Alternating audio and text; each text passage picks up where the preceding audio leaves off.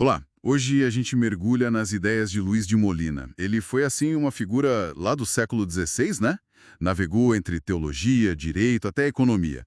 A gente tem aqui uns textos sobre ele e a missão é sacar os pontos principais e talvez até umas coisas inesperadas sobre o Molina. Para começar, só para situar todo mundo. Molina nasceu em 1535 na Espanha. Família nobre, e tudo indicava que ele ia para o direito, lá em Salamanca. Um caminho meio padrão, né? Só que aí teve uma virada. Ele teve contato com os exercícios espirituais do Inácio de Loyola e, bom, mudou tudo. Entrou para a Companhia de Jesus em 1553. Quer dizer, largou a carreira jurídica pela vida religiosa e intelectual. Bem radical. Exatamente. E essa trajetória intelectual foi, nossa, bem intensa. Depois de estudar em Alcalá, ele foi para Portugal, para Coimbra. Lá ele fez mestrado em filosofia, estudou teologia com gente importante, tipo o Pedro da Fonseca, sabe?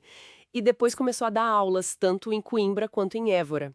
Foi nesse clima, assim, de estudo e debate que as ideias mais originais dele começaram a surgir. E uma dessas ideias deu o que falar, né? Eu estou falando da obra principal dele, A Concórdia, de 1588. Nela, ele entra de cabeça num dos maiores nós da teologia. Como é que concilia o nosso livre-arbítrio, tipo, a nossa capacidade de escolher, com a graça de Deus e o fato de Deus já saber tudo? Pois é. Tentar juntar essas duas coisas era um desafio gigantesco na época. Sem dúvida. E a solução que ele bolou ficou conhecida como molinismo. É fascinante, sabe? O ponto central do molinismo é um conceito chamado ciência média. É, conhecimento médio. A ideia é que Deus não só sabe o futuro que vai rolar, mas ele também sabe perfeitamente como qualquer pessoa agiria livremente em qualquer situação possível, mesmo naquelas situações que nunca vão acontecer de fato.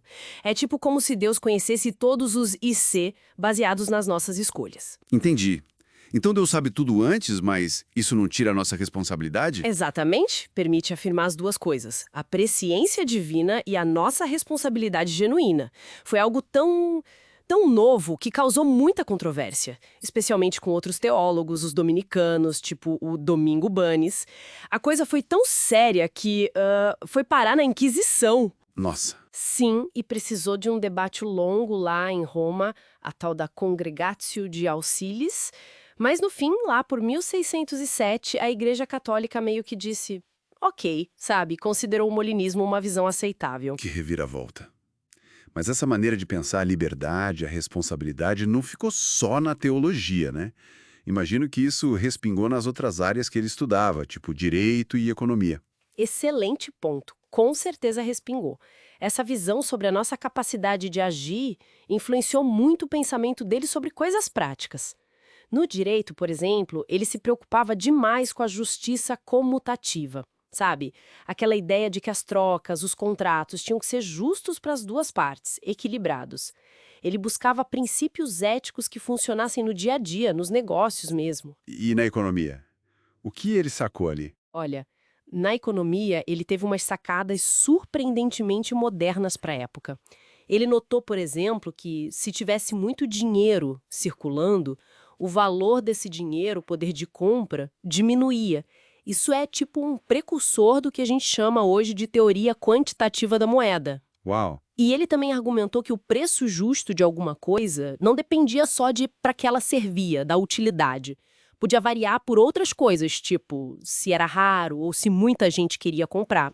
Ele fazia parte da Escola de Salamanca, né? Um grupo de pensadores lá na Espanha que foram pioneiros em conectar teologia, direito natural e economia, bem à frente do tempo. Incrível. Um teólogo pensando nessas dinâmicas de mercado séculos atrás. E o final da vida dele? Ele continuou nessa linha. Sim, sim. Nos últimos anos, já de volta para a Espanha, ele se dedicou a outra obra gigante, o Diuria et Justitia, focado justamente nessas questões de contratos, propriedade e justiça social. Chegou até a dar aulas em Alcalá, um pouco antes de falecer, em 1600. Que legal, hein? Então, ele deixa pra gente essa tentativa super engenhosa de harmonizar a liberdade humana e o conhecimento de Deus com a ciência média. e, ao mesmo tempo, umas percepções econômicas muito avançadas. Exato. E o legado é duradouro. Essa abordagem integrada do Molina, sabe, conectando ética, teologia e economia, isso influenciou debates bem depois, inclusive em correntes de pensamento mais recentes, como o libertarianismo e a escola austríaca de economia.